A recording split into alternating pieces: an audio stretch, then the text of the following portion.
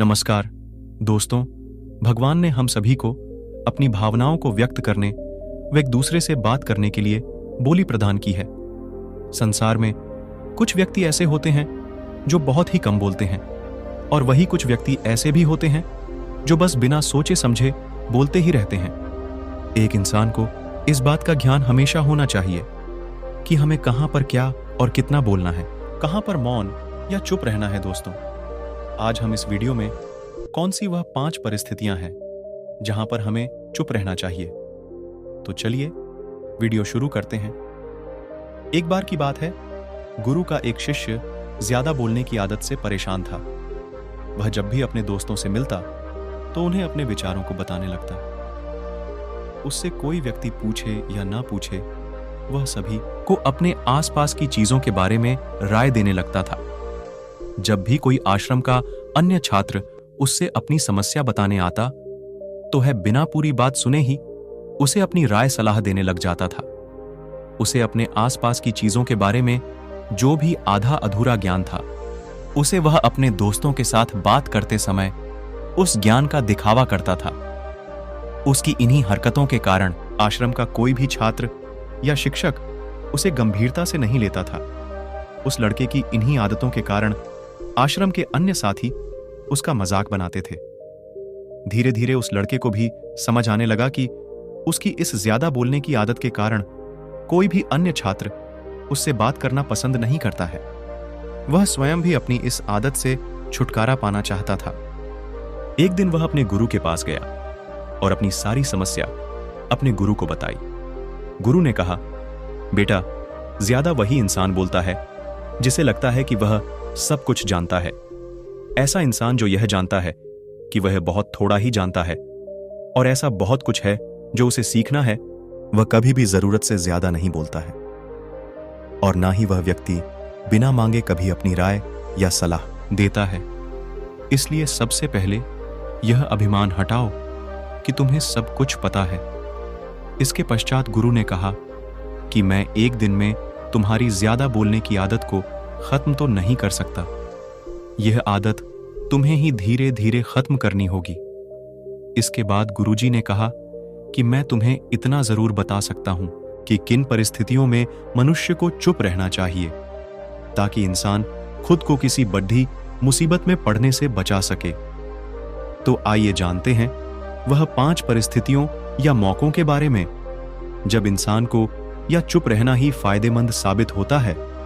हम आपको जो 5 परिस्थितियों के बारे में बताने जा रहे, उन परिस्थितियों में चुप रहकर आप भी अपने जीवन में आने वाले संकटों से बच सकते हैं। पहला, जब कोई भावनाओं को शब्दों से ना समझ सके। जब तुम्हें लगता है कि कोई व्यक्ति तुम्हारी भावनाओं को तुम्हारे शब्दों से नहीं समझ पा रहा है, ऐसी परिस्थिति में इंसान का चुप रहना ही बेहतर है। अक्सर हम लोगों को अपने दुख व अपनी परेशानियां बताना शुरू कर देते हैं, जबकि हमारे आसपास रहने वाले ज्यादातर लोगों को इससे कोई मतलब नहीं होता है। हर इंसान को केवल खुद से ही मतलब होता है। 1 या 2 बार कोई इंसान तुम्हारी दुख व तकलीफों को सुनेगा, लेकिन उसके बाद वह तुमसे दूर भागना शुरू कर देगा, क्योंकि कोई भी व्यक्ति दुखी व असहाय इंसान के साथ रहना पसंद नहीं करता है। इसलिए अपने कुछ करीबी, खास मित्र व परिवार के सदस्यों को छोड़कर किसी ऐसे इंसान को अपनी परेशानियां ना बताएं जो तुम्हारी बातों को समझने की बजाय उसका मजाक बनाए। दूसरा, किसी चीज या घटना का आधा अधूरा ज्ञान होने पर जब तुम्हें यह ना पता हो कि किसी विशेष मौके पर क्या बोलना है या किसी विशेष घटना के बारे में तुम्हें आधा अधूरा ही ज्ञान हो, तो ऐसे मौके पर भी हमें चुप रहना चाहिए। अक्सर व्यक्ति अपने आधे अधूरे ज्ञान के कारण हंसी का पात्र बनता है। ऐसे व्यक्ति को लोग गंभीरता से लेना भी पसंद नहीं करते हैं। हमें कभी भी आधी अधूरी व इधर उधर से मिलने वाली जानकारी के आधार पर लोगों से अपनी बात मनवाने की कोशिश नहीं करना चाहिए।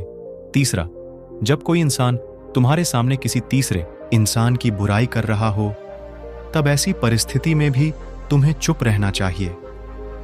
तुम्हें कभी भी ऐसी नकारात्मक बातचीत का हिस्सा नहीं बनना चाहिए, क्योंकि आज जो इंसान तुम्हारे सामने किसी तीसरे इंसान की बुराई कर रहा है, वही कल किसी और के सामने तुम्हारी भी बुराई करेगा। इसीलिए जब भी कभी कोई किसी तीसरे इंसान की बुराई करे या उसके बुरे समय का मजाक उड़ाए, तो तुम्हें सिर्फ उसकी बातों को सुनना है। उस पर किसी भी प्रकार की अपनी राय या प्रतिक्रिया नहीं देना चाहिए। चौथा, जब कोई तुम्हारे ऊपर गुस्सा या घृणा से चिल्लाए, तुम्हारा अपमान करने की कोशिश करें, ऐसी परिस्थिति में तुम चुप रहकर सामने वाले के गुस्से और घृणा को कम कर सकते हो। साथ ही तुम इस स्थिति को और अधिक खराब होने से भी बचा सकते हो। गुस्सा कम होने पर जब व्यक्ति को अपनी गलती का एहसास होगा, तब आपके चुप रहने के कारण ही वह हो सकता है आपसे माफी मांगने का प्रयास करें। हर परिस्थिति में भी हमें चुप नहीं रहना चाहिए। यदि कोई व्यक्ति गलत कर रहा है तो हमें चुप नहीं रहना चाहिए, क्योंकि कुछ लोग ऐसे होते हैं जिन्हें चुप रहना हमारी कमजोर प्रतीत होता है। गुस्से के दौरान चुप रहने का यह तरीका हमारे सगे संबंधी, हमारे परिवार व मित्रों के लिए ही सही है, न कि हर इंसान के लिए। हर जगह चुप रहने का कुछ लोग गलत फायदा भी उठा सकते हैं। पांचवा, जब कोई इंसान तुमसे अपने जीवन की कोई दुख भरी घटना या परेशानी साझा कर रहा हो, ऐसी परिस्थिति में तुम्हें चुप रहकर सिर्फ उसकी बातों को सुनना चाहिए।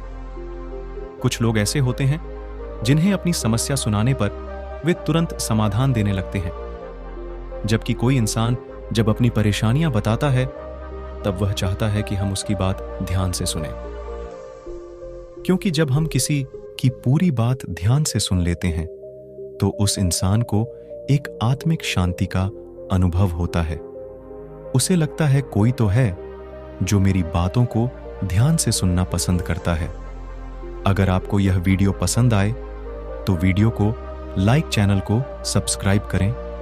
धन्यवाद।